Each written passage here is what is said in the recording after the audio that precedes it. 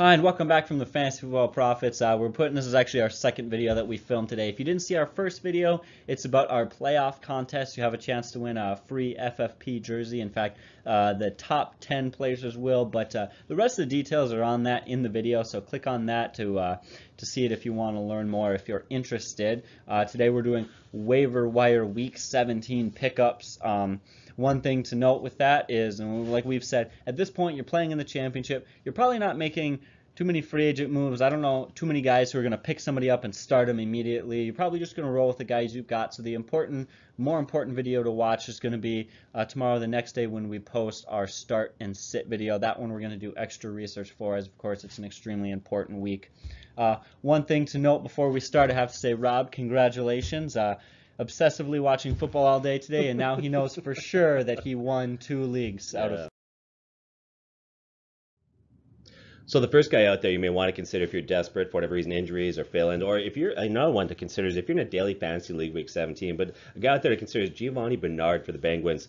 He's available in 55% of leagues. He plays the Ravens this week, who allow the 10th most points to running backs. He's got a good matchup there. And he's actually been playing really well in relief of Mixon at this point. In fact, he's played so well that if I'm the Bengals, Lewis probably won't be there next year, but whatever coach comes on board, I think he's got to really evaluate what Bernard's role is moving forward. I think he's earned himself a lot more playing time. Since taking over from Mixon with a concussion, his yards per carry have been great. He's a great pass-catching back out of the backfield, so he can be using all 3 downs. In fact, if you look at last game, he had 7 catches for 52 yards. 2 games ago, he had 6 catches for 68 yards, and last week he had 23 carries for 116 yards, so he's looked really good.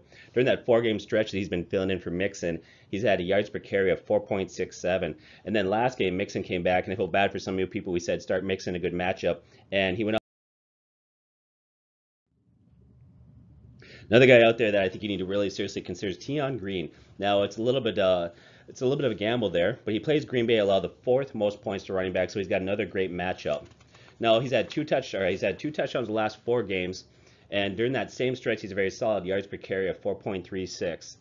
Now, if you look at it right now, the Lions are officially out of the playoff run. They're done. They're eliminated this last week, and so at this point moving forward, they're going to begin to evaluate. And one of the positions I think they desperately need to evaluate is a running back position. They have been very good. Mirabel is not the answer there. I think he's a guy that maybe could be a 3rd down back, change of pace, but he's not their go-to guy there.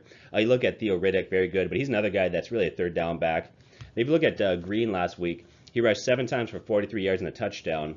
No, he wrote it in, but he kind of rotated in with Amar and Theo Riddick, but he really outplayed both of them. If you look at the game, if you look at the stats, you can see he outplayed them.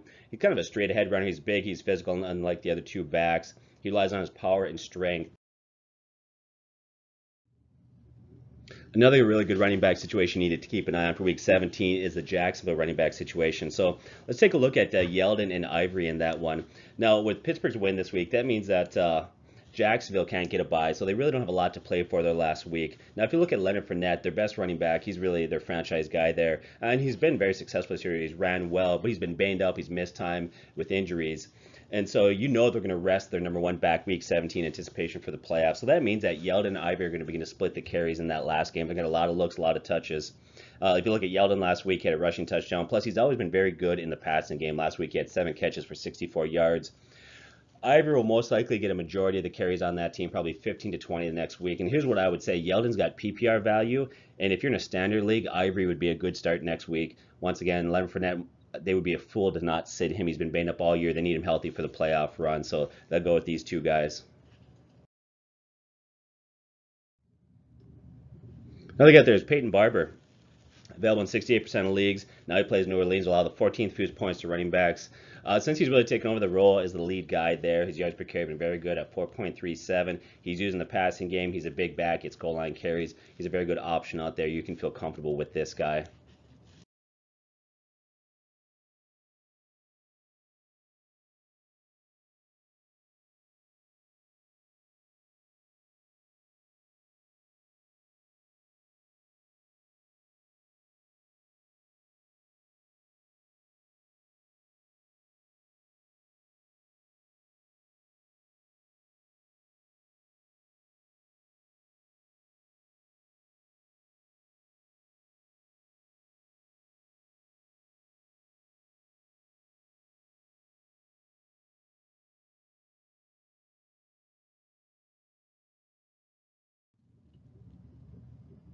Now this one's a little bit more risky. Matt BREIDA.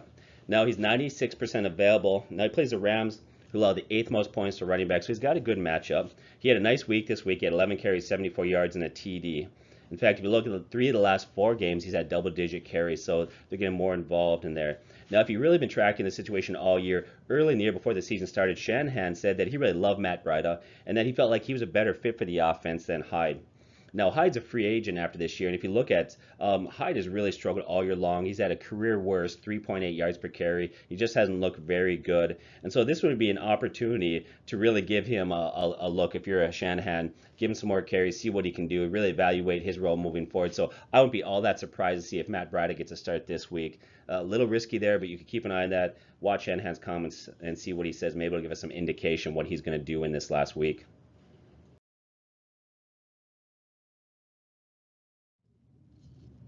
Another guy out there that looks really good is Kenyan Drake, available in 11% of leagues. That's not highly available. But once again, you're not going to pick up a guy that's 90% available in your championship league. You'd be stupid to take that sort of risk, except for in a few situations. So he's only 11% available. For 10% of you out there, he is available. Pick this guy up. He plays.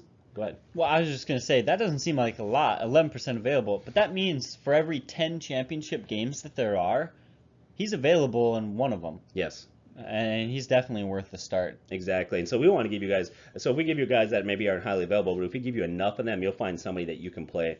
If he plays Buffalo, he'll allow the 5th most points to running back, so he's got a great setup there. He's got a great thing, and he's looked very good. He's a legitimate running back 1. He's great in the passing game. I'm excited to see what this guy does next year. Really got to pick this guy up. I'm just glad I have him on my team right now. Yeah, he has him in a dynasty league, and so great move, by the way.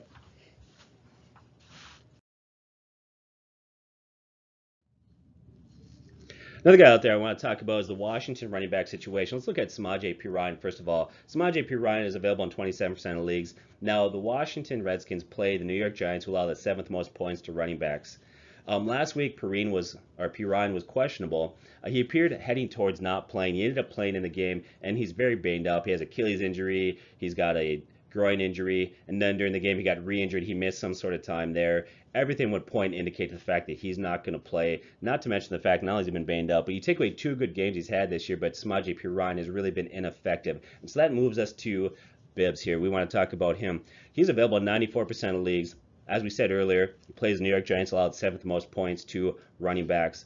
Last 2 games, he's had 6 catches for 75 yards. So he's a guy that can be effective in the running game. He can be effective in the passing game. And last year, playing for Denver, he had stretches that he looked pretty good. So he's kind of I wouldn't trust him as a running. There's Jamal Williams, available in 25% of leagues, plays Detroit. Detroit allows the 3rd most points to running backs. Another great matchup for Williams. I think he'll do well there. Aaron Jones came back. He's been back for a couple weeks. He got banged up again. He re-injured his knee. He left the game. So really, this is Jamal Williams' game here. He's going to get all the carries in this one.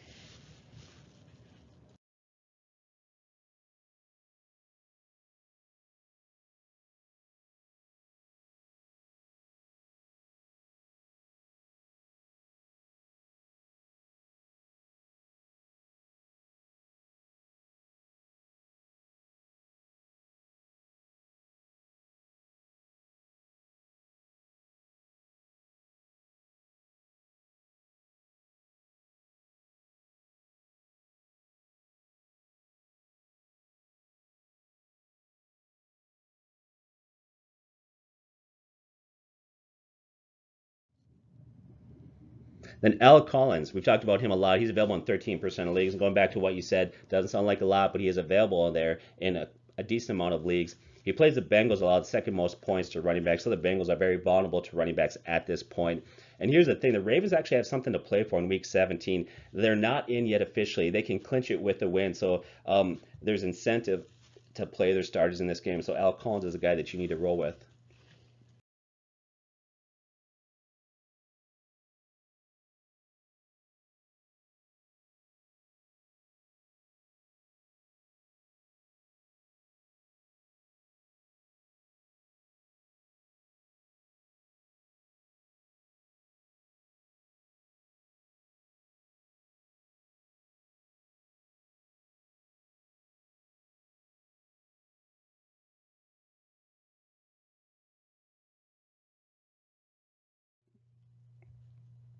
So again, Powell for the Jets. He's available in 41% of leagues. Now, he had a huge game last week, 19 carries, 145 yards, and 1 touchdown. Now, he plays New England, who'll allow the 5th most points to running backs. He's a guy that could be a nice play. There's some risk involved there. All year long, it's been a running back by committee, and so there's been stretches where he's exploded, but then he's disappeared for many games. The concern that I have is Matt Forte, even though he's been banged up, is still playing. And then, of course, you have McGuire, where that's another situation where they may give him a few more carries to evaluate it. You could roll with Paul. Personally, I wouldn't trust him, but for some of you, you may have to just go that route.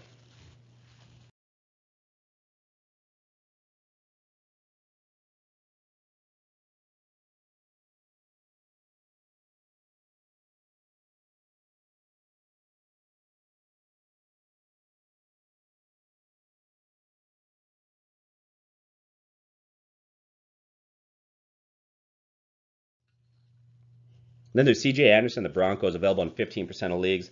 There's a good stretch of the season for the Broncos, it was a clear running back by committee, undoubtedly. Now, the last 4 weeks, he's averaging over 20.75 carries per game. Suddenly, he's back in the mix. They're giving him a lot of carries. He plays Kansas City, allow the 14th fewest points to running back. So it's not a great matchup, but it's not a horrible matchup. And he'd be somebody out there, maybe a running back 3 if you're desperate, or if you're in deep, deep leagues, you could start him.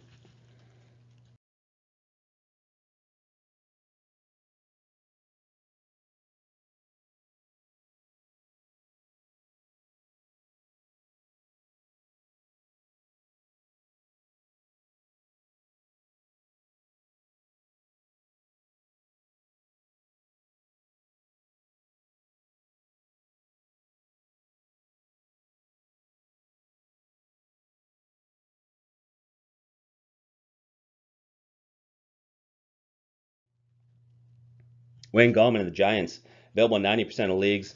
I would really only consider using him if you're in a PPR league or a flex play in a PPR league, something like that. In the last 3 weeks, he's had 19 receptions, so he's highly used in the passing game right now. And as we know, the Giants are often playing from behind, so that boosts his value. Right now, it seems like Eli Manning can only hit those short passes. He's had a hard time getting the ball downfield. Now, in PPR leagues, he's had double-digit points 3 weeks in a row, so he's a guy that's been pretty effective there. And all of a sudden, Orleans Darkwa, that had a stretch, it looked like he was pretty good there, has suddenly just been terrible. You look at this, Darkwa, 2 games ago had 9 carries for 7 yards. He followed up last week with 6 carries for 10 yards. He's been brutal, so this is Gallman's team for the last game.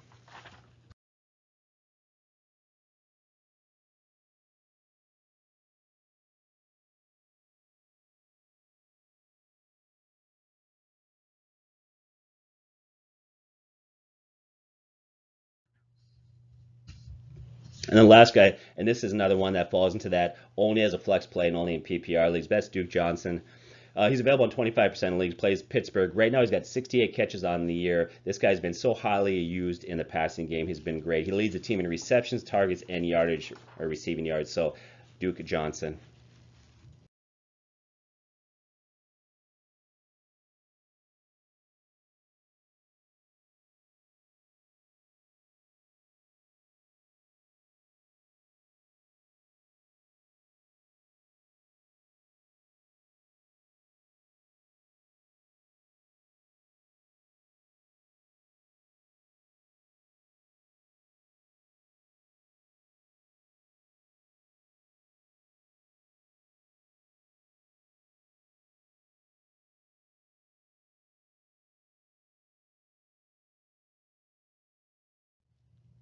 All right, now we're going to talk about quarterbacks and a few guys that you could roll with if you're kind of desperately looking around, trying to find a guy for your championship game. And the first guy is Blake Bortles. He's available on 35% of leagues. This coming week, he plays Tennessee. They give up the 16th most points to quarterbacks. That's not great, but they're just a middle-of-the-line defense, so there's no reason they should absolutely dominate or shut them down.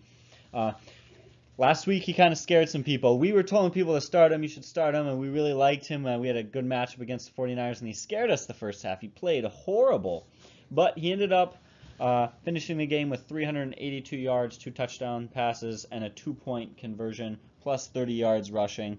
So, ended up being another good, I believe it was 4 weeks in a row he's played great, averaging over 300 yards a game in the last 4 or 5 games.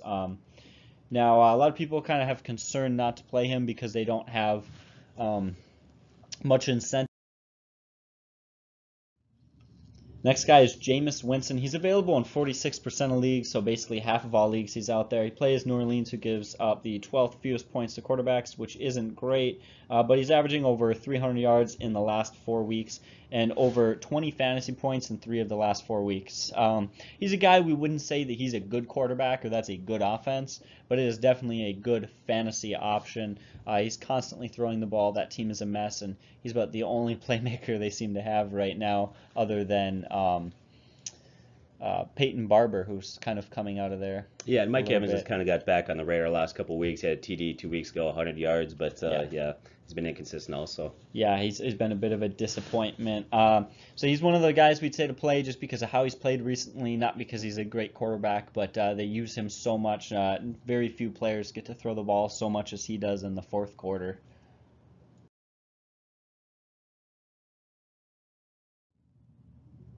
Another guy to talk about is Jimmy Garoppolo. Man, he looks great. Last week he played the #1 defense in the NFL, the Jacksonville Jaguars. That hurts for me to say as a Vikings fan. I want to say it's the Vikings defense, but if you look at it, honestly, Jacksonville, at least before last week, was phenomenal. They were playing unbelievable. And he's available in 71% of leagues, and he had a really great week against them. We were talking earlier, and we said we would sit him unless you absolutely need a guy. He's not a phenomenal option. We still don't like that offense, I guess the way to put it. There's not much talent there, but that Marquise Goodwin's kind of starting to step up a little bit, and Garoppolo, he just looks so good. If you're looking for a guy kind of desperately, that's an option you could go. Yeah, if you got a veteran quarterback that ends up sitting, like Ben Roethlisberger is probably not going to play, Tom Brady. Nick Foles, this is the guy we have to talk about. He's available in 50% of leagues. He plays Dallas, who gives up the 10th most points to quarterbacks. They're just not a great pass defense, so we like Foles for that reason. They just beat Oakland, and what we talked about, they just beat Oakland, so now they clinch the #1 spot. The Vikings can't catch them even if they lose to Dallas next week. However, he is not a player that they are going to sit in the second half. Nick Foles has only played a couple of games, and if they want to go far in playoffs, they really need to sharpen him up and get him running that offense to maximum capacity. So he's a guy that we think is going to be playing the whole game. We think they're going to be going all out. Maybe a J.R.J. or an Alshon Jeffrey is another guy they might pull out late, but Nick Foles is a guy who's going to be in the whole time. So we like him as a start. Yeah, I think momentum going to playoffs is so vitally important. I know a lot of people are pretty excited about the way he played the first week, and we liked it too, but we also caution. And the final quarterback we're going to talk about is Jacoby Brissett. Now, I believe he's an option you like a little bit more than me. I'm not the biggest Jacoby Brissett fan. However, he's available in 87% of leagues, and he plays Houston, who gives up the 2nd most points to QBs. We also like that he has T.Y. Hilton. T.Y. Hilton's a guy that that offense can be going nowhere. It can be the fourth quarter, and they haven't scored a touchdown, and they're at their own 10. It doesn't matter. T.Y. Hilton's a big playmaker. At any point, he can get a huge touchdown. So if you're absolutely really desperate for a guy this week, Brissett's another option to look at. I know you're probably a little bit bigger on him than me. I'm not a huge, honestly, I'm not a big fan of him. Andrew Luck is a future of that team. The one thing I like about him, though, if you're desperate for week 17, guy, there's 2 things he has going for them. 1, great matchup, and 2, he's going to play. There's no reason why the Colts are going to look elsewhere. They have nobody else that they really giving them time is going to be beneficial to them at this point. So for that reason, makes him something to consider, or somebody to consider. So let's get some wide receivers. Let's get Keelan Cole, available in 48% of leagues. He plays Tennessee, allowed the 11th most points to wide receivers. This guy's looking like a good dynasty pick. Last 4 weeks, he's really come on strong. He's had 4 good weeks in a row. He had a stretch where he had TDs 3 weeks in a row. And then the last 2 weeks, here's a line that he had last 2 weeks. 2 weeks ago, he had 7 catches, 186 yards. Last week, he had six catches, 108 yards. He really leapfrogged D.D. Westbrook in terms of how effective he's been. Now, they have nothing to play for, but here's what I think is going to happen in the last week. Marquise Lee's been beat up all year. He's been a veteran, has been in the league for a few years now. He's going to obviously rest that final week. Somebody's got to play for that team, and so being that Keelan Cole's a rookie and he hasn't played a ton except for the last maybe 6 or 7 games, I think he's going to see a decent amount of action that last game, playing very well there. Once again, they're going to rest Lee, Fournette, others. I think Cole plays. I think he plays well.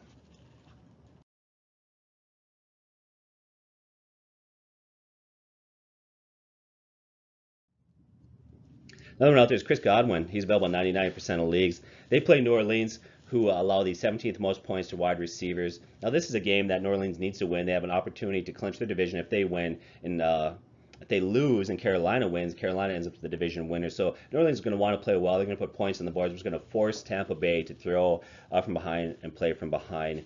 Deshaun Jackson appears like he's going to be out one more week, and that puts Chris Goodwin as the number 2 wideout in that offense. And he's had an increased role the last 6 or 7 games. In fact, last week he had 3 catches for 98 yards. They're going to need to throw the ball a lot. So he could be somebody that might fall into that wide receiver 3-4 category there if you're desperate.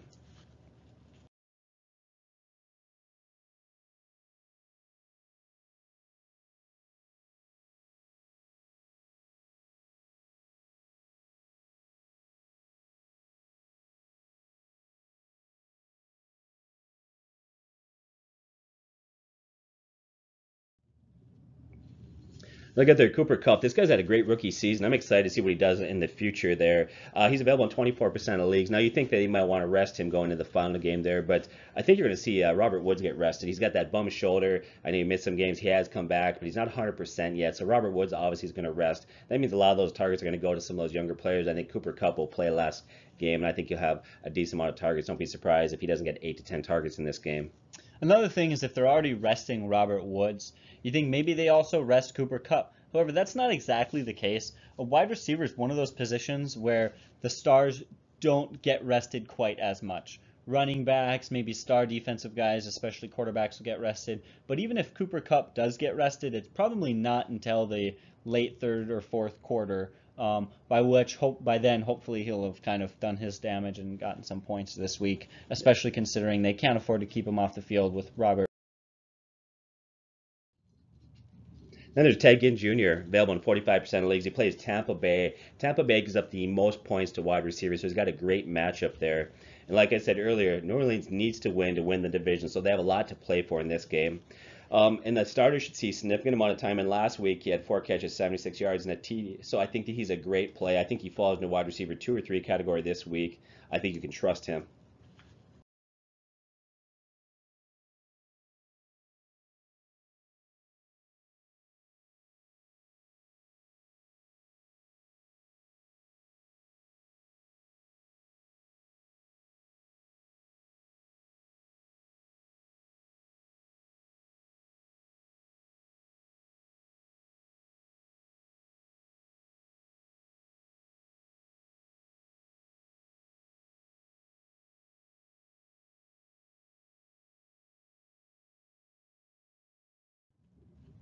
Josh Doctson of Washington. He's a guy that's, he's a former first round pick who was injured, missed a lot of time last year. He's starting to come into his own. He has a blossom. I won't say he's great, but he's got 6 TDs on the year so far. He's 64% available, as we said. And he plays the New York Giants, who allow the 10th most points to wide receivers.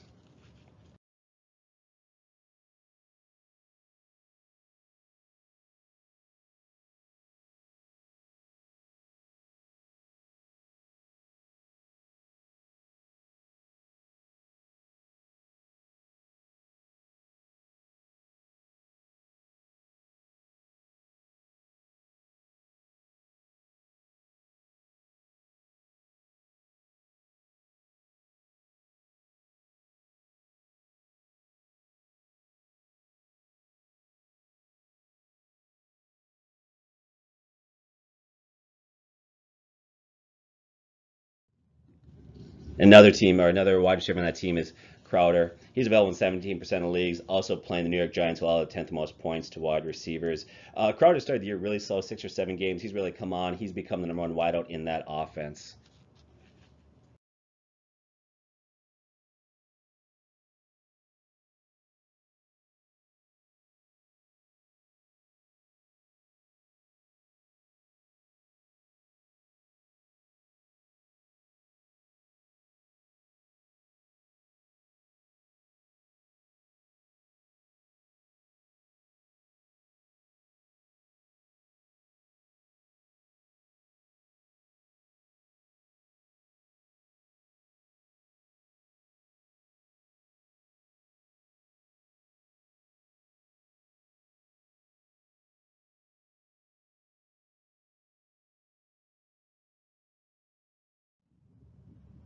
All right, now moving on to tight ends, we'll start off talking about Jack Doyle. He's available in 17% of leagues. We like his matchup. He plays Houston this week, who gives up the 4th most points to tight ends.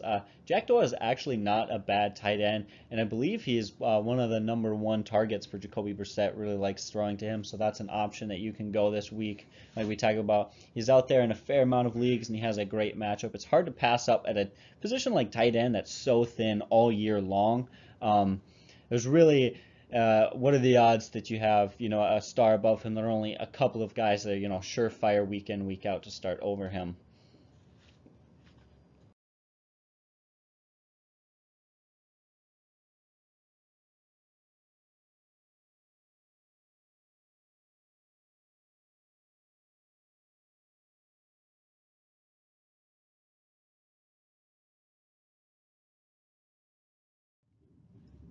Another guy is Vernon Davis. He's available in 52% of leagues. He is a guy we talk about. He wouldn't be on this list. However, Jordan Reed is, of course, on the IR, and they play the New York Giants, who give up the most points to tight ends. Additionally, last week he got a touchdown, so we like kind of where he's headed right now and how him and Kirk Cousins have begun hooking up a little bit better lately.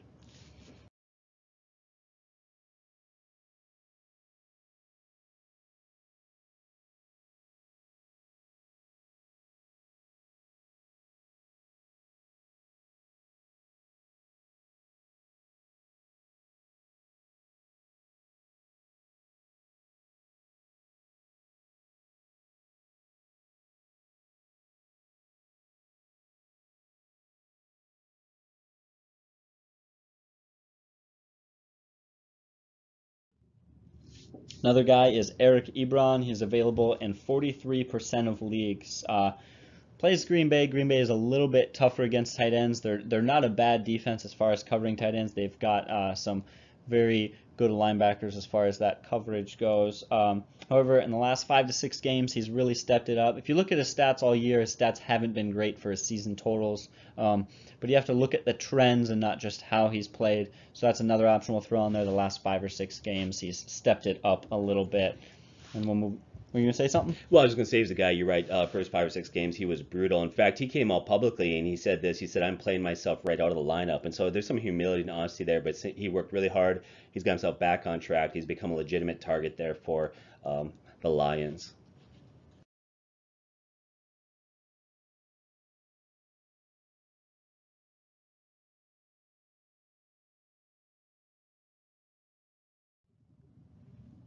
All right, one more guy I'd like to talk about. We didn't have a slide for him, but just throw him in there at the last second, is Antonio Gates. We actually really like him this week. Plays defense that allows the 7th most points to tight ends. Now that Hunter Henry is on the IR, he's going to be the #1 tight end this week. He had a good last game. Last week he got 6 catches for 81 yards and a touchdown. He's available in 78% of leagues, which is really nice, so he should be out there. The biggest thing that we talked about, this is probably going to be his last professional game. If they can, you can tell that the Chargers would like to get him the ball, on top of the fact that they're already getting him the ball now that Hunter Henry is out. Like I said, last game he had 6 catches, 81 yards, and a touchdown against a defense that gives up quite a bit of fantasy points to tight ends. It's kind of a match made in heaven. You couldn't ask for much of a better 1-week fill-in the championship week